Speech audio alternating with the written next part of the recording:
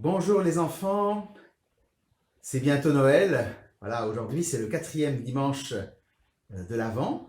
Et donc on est déjà, c'est déjà les vacances scolaires et dans quelques jours, jeudi soir, ça va être la veillée de Noël, la nuit de Noël et le lendemain matin on va fêter Noël. Donc je suis sûr que vous êtes tous très impatients et je vais vous donner encore quelques petits conseils pour continuer à vous préparer à Noël et pour vivre le caté à la maison, comme on l'a fait depuis le début de ce temps de l'Avent.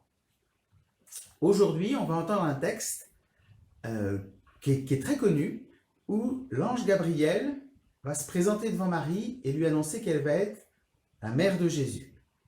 Et parce que Marie dit oui, parce qu'elle fait vraiment confiance à ce que lui dit l'ange, eh bien, il y aura la fête de Noël. Si Marie avait dit non, eh bien, on n'aurait pas eu la fête de Noël. Jésus n'aurait pas pu venir, il ne serait pas né. Donc c'est très important que Marie dise oui. Donc l'exemple de Marie qui dit oui, c'est un exemple très important pour nous parce que à chaque fois qu'on dit oui à Dieu, on fait venir Jésus parmi nous. On fait venir, pas comme Marie, mais spirituellement, on rend possible le fait que Dieu se rende présent parmi nous. Donc voilà, donc Marie c'est un exemple pour nous. C'est un exemple parce qu'elle dit oui, elle fait confiance à Dieu, elle cherche à faire le bien, elle prie Dieu. Voilà, donc Marie c'est un bon exemple. Et vous connaissez sûrement la prière du Je vous salue Marie, en tout cas pour les années de caté les plus, voilà, les deuxième, troisième années. Peut-être que les premières années, vous ne savez pas bien, demandez à vos parents, mais dès qu'on pourra se revoir un peu, eh bien, je vous apprendrai à prier le Je vous salue Marie, à vous confier à la Vierge Marie. Voilà, donc Marie, c'est un modèle pour nous. Mais aujourd'hui, c'est pas seulement de Marie dont je voulais vous parler comme modèle, je voulais parler d'un autre modèle qui lui est plus étonnant. Et pour ça, j'ai pris un de mes santons de ma crèche et voilà. Et vous voyez, c'est un ange. Voilà, je vais vous parler de l'ange. Alors l'ange, bon, vous voyez là, il a des ailes, mais les ailes, ça veut dire, c'est une façon de dire qu'en fait l'ange, c'est un être spirituel. En fait, c'est très impressionnant un ange. On le représente souvent avec des ailes très doux, ou comme un petit enfant. C'est pour que ça nous fasse moins peur. Mais en fait, un ange, c'est très très impressionnant parce qu'un ange, ça ne peut pas mourir. Les êtres spirituels ne peuvent pas mourir. Donc un ange ne peut pas mourir. C'est très puissant un ange. Et les anges, ils ont la mission d'être auprès de Dieu et envoyés en mission par Dieu pour aider les hommes. Et tous, nous avons auprès de nous, depuis notre baptême, ce qu'on appelle un ange gardien, un ange qui est près de nous et qui veille sur nous. Alors il le fait discrètement, et il le fait sans qu'on se rende compte, parce qu'en fait, on ne sait pas qu'on a un ange près de nous. Et pourtant, cet ange-là, il est là pour nous garder sur le chemin, pour nous aider, et puis pour discrètement faire que les choses soient bonnes.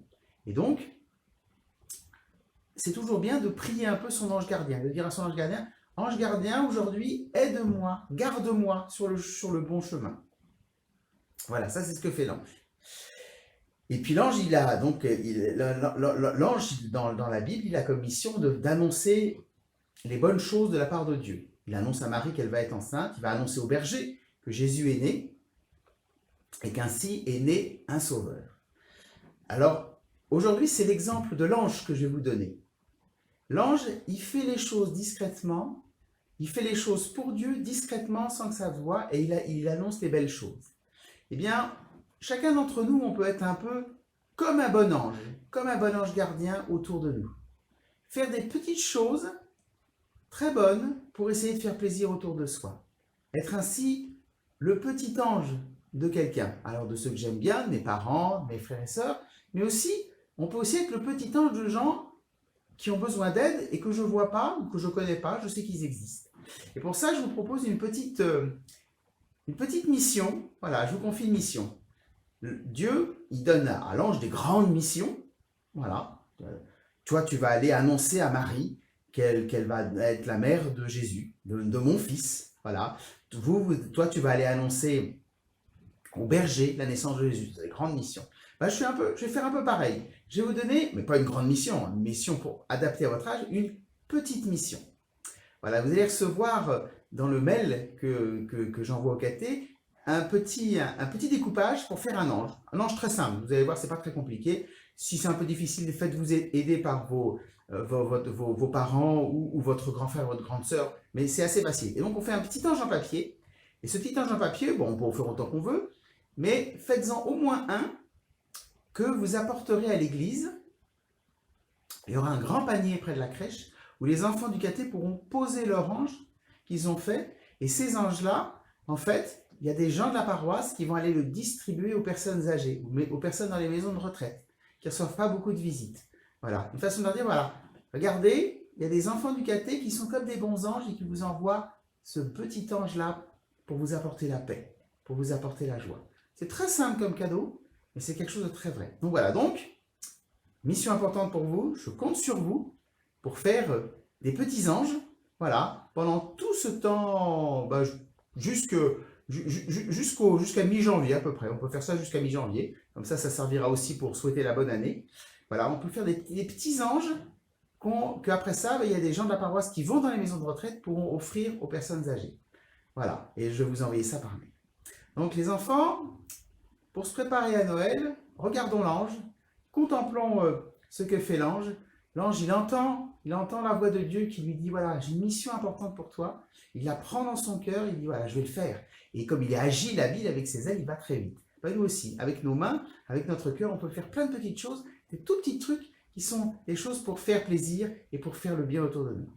Voilà, voilà le petit exemple que je voulais vous donner. Chers enfants, bientôt la fête de Noël.